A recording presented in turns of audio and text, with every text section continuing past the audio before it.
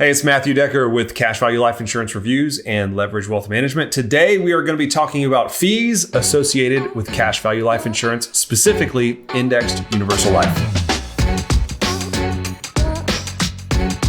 So this conversation is going to be a little bit different than maybe you would normally get when talking about fees associated with life insurance. We take a relatively unique view about how fees will impact your policy. So the first thing that I want to share with you, and I'll share my screen here, is not all the fees are the same. So what we're looking at here is just a fee ledger, and this doesn't have really all the fees that you might see on a policy, but it's got a lot of the main ones. So we have a premium expense charge.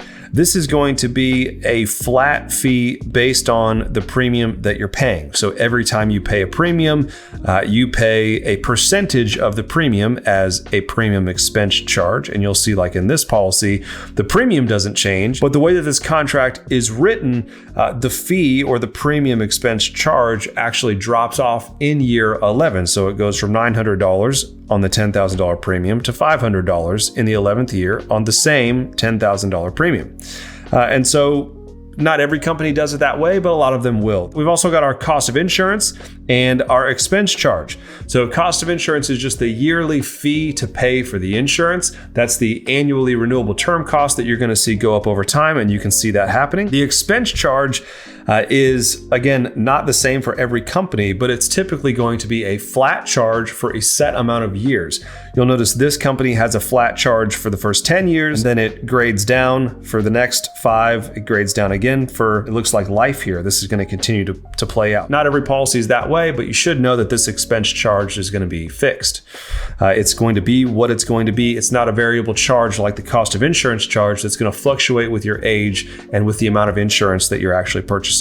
And we also have rider charges here. You'll notice there are no rider charges on this particular policy. And what's not included on this ledger from a fee standpoint, you may have a policy that has an asset-based charge or an asset fee. We'll look at one of those in a second. I suppose you might see an admin fee, but that'll typically be, $150 or less per year. But for the most part, those are the fees. So now that we know what the fees are, probably the second most important thing to understand is which of these fees are actually set in stone and which of the fees have the potential to change. And if they can change, how can they change? So let's just go ahead and get rid of all this. We'll stay on this same ledger and talk about it.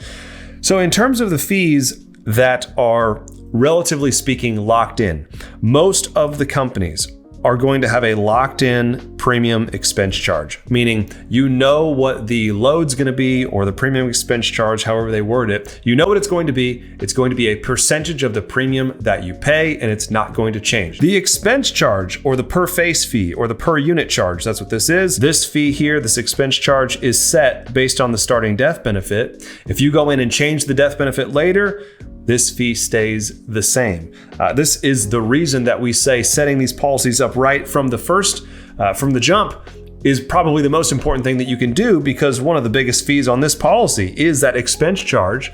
And if it's based on the starting death benefit and it doesn't change, even if you reduce the death benefit later, it just goes to show you why it's so important to do this right from the beginning. So we'll say the expense charge also locked in. And then your cost of insurance, it's not locked in. But in order for your cost of insurance to change, the company is going to have to prove what's called adverse mortality. They have to go to their state insurance commissioner. They have to appeal to their state insurance commissioner to increase the fees. And in order to do that, they have to actually prove that I'm going to boil this down. They followed all the rules.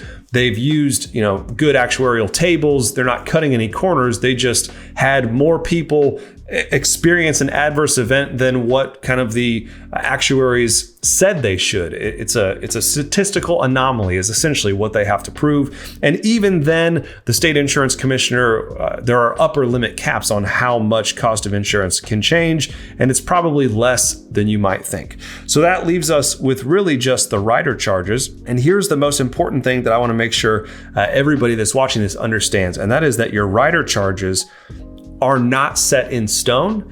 And in most cases, there's virtually no guardrails on fee increases as it relates to rider charges.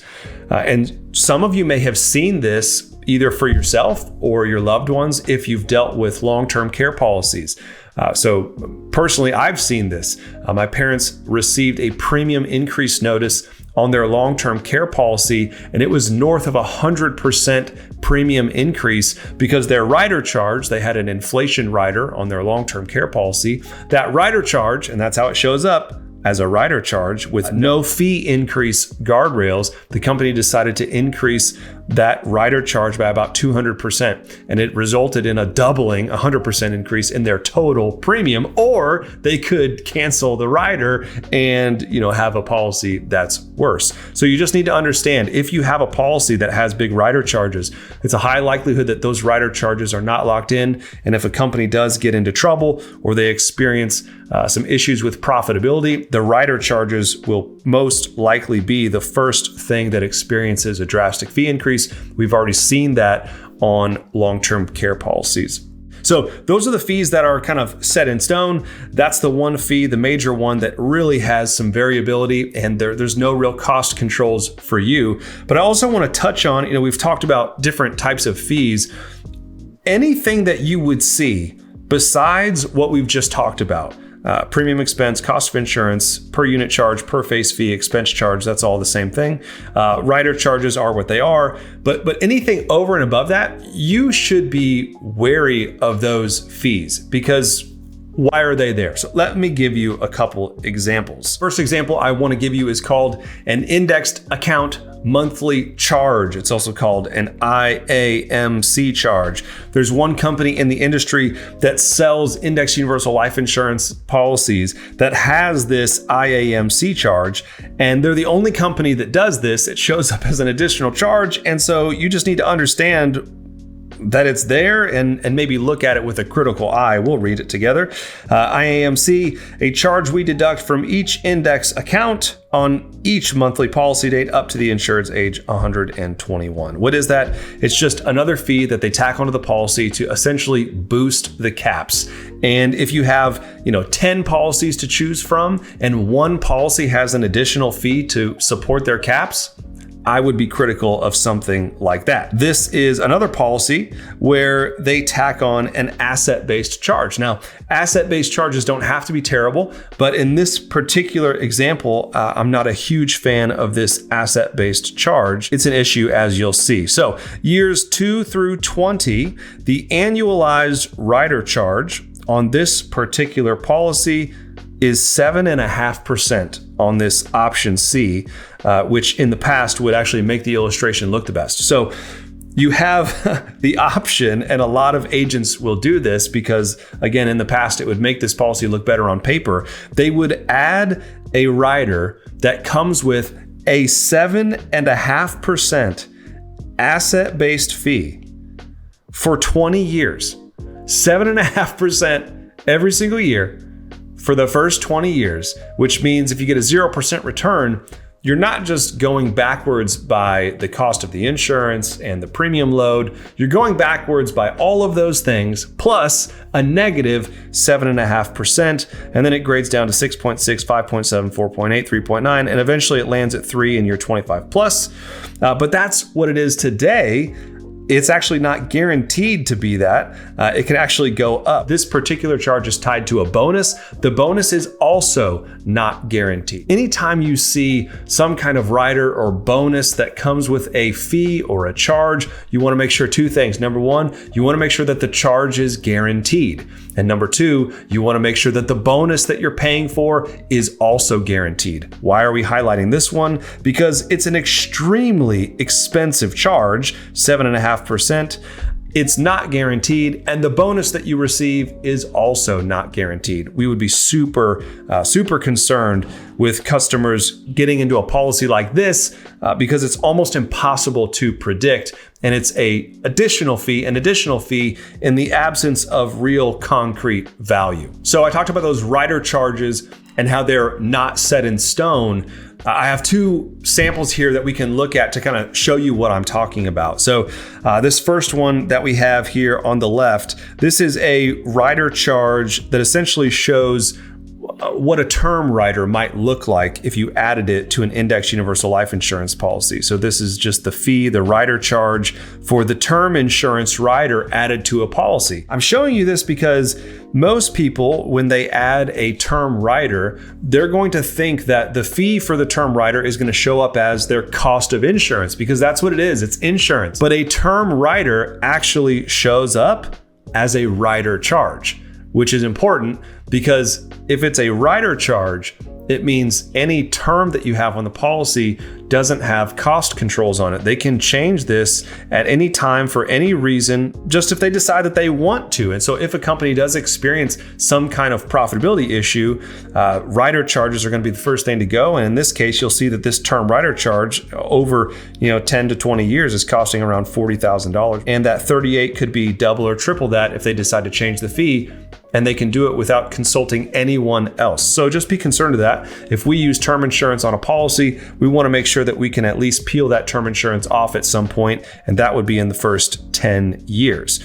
The other thing that we have here on the screen is a rider charge for a long-term care rider. And so a long-term care rider is going to show up quite a bit different. It's just a flat fee like this one is for a set amount of time.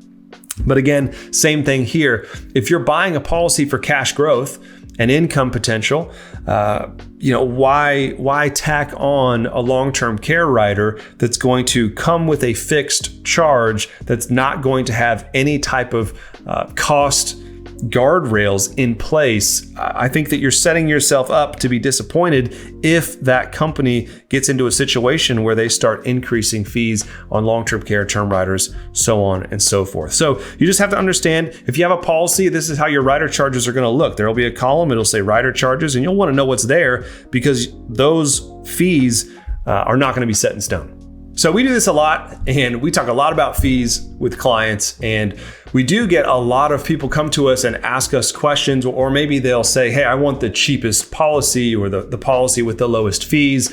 And while I certainly understand where that question is coming from, nobody wants to pay fees if they don't have to. The last thing we want to do is pay excess fees and not receive anything of value in return.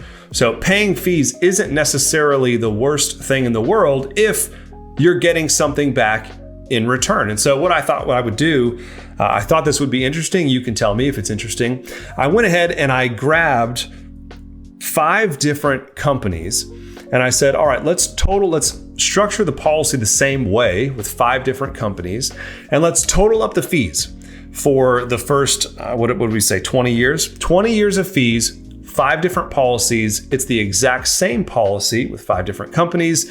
And let's compare the total fees and let's compare it to maybe their caps.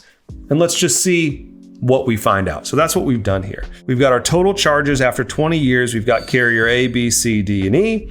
And it doesn't matter which company this is. If you ask us, we're not going to tell you because I don't even know what carrier it is at this point.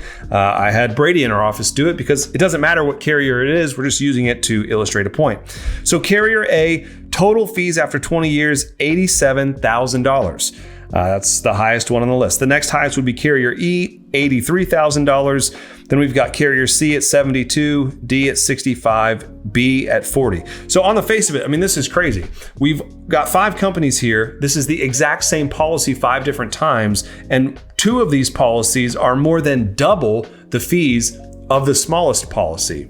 And on the face of it, you would say, well, I want the policy with the smallest fees.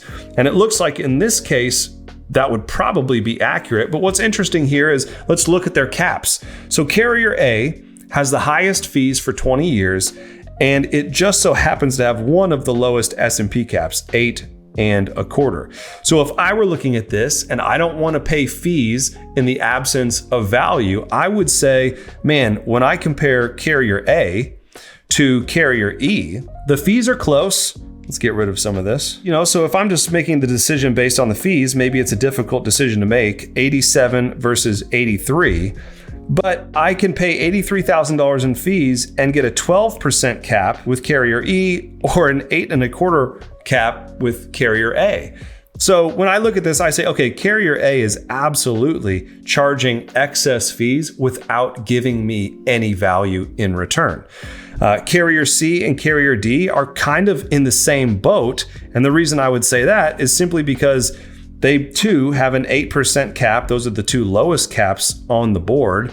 But all of them are dragging behind Carrier B by a huge margin. I'm paying $40,000 in fees and I'm getting a 10% cap. So again, I don't know. Well, now I know which companies these are because I'm looking at them and I know what the caps are. But if I'm comparing these 5 contracts, it's a pretty easy choice. And it's between probably E and B. The only, and you might say, well, man, why would you pay twice the fee? Well, I guess it depends on how does that 12% cap compare to a 10% cap? How much more am I realizing in potential gains? And that would be something that we'd actually have to analyze by looking at the illustrations. We can't do it just by looking at this. But I just want you to see, when it comes to fees, sometimes the carrier with the lowest fee, in this case, Carrier B, is providing you maybe the best value there. But what we really care about when it comes to index universal life insurance policies and fees are paying the lowest amount of fees for the most value that we can get. What we really want to avoid is paying a lot of fees for no value in return. And a lot of times it's just not quite as easy as looking at the total fees and comparing policy A to policy B, because there's a lot of variables that go into this. We would need to know if we wanted to do a full comparison here, which we don't, that's not the purpose of this video. We would look at all of these different companies and we'd say, okay, well, but what are the loan provisions? What are the different crediting methods that are available? What's the financial stability of the different policies, so on and so forth. But just as a recap, when it comes to fees associated with index universal life insurance policies, when you look at that fee ledger, there's going to be certain fees that are, for the most part, set in stone. There's going to be other fees like your cost of insurance that can change, but it's hard to change. And then there's going to be other fees where they can change, and they can change on a whim, and they can change without any cost control. That's your rider charges. And then there's even more fees where you probably don't want to go there. And that would be paying for a bonus where the fee's not guaranteed, the bonus isn't guaranteed, or it's a fee that company's the only one who charges it, like that index account monthly charge. But if you're looking at an index universal life insurance policy or a policy that's just a cash value life insurance policy, and you're trying to gear it towards cash accumulation and potential income in the future, and you want a second pair of eyes to look at it, or you want an expert in this field to take a look at the policy, listen to you and your goals and what you're trying to accomplish, and come up with the best solution for you, I would encourage you to book a call with us. You can do that by clicking on the link right here. It'll take you to our website where we ask you just a few questions about what your goals are, who you are, and then it gives you an opportunity to book some time with us and kind of give us the download on what you're trying to do, what you're trying to achieve, and if we can help you, we would love to. So this has been Matt Decker, Leverage Wealth Management and Cash Value Life Insurance Reviews. Until next time.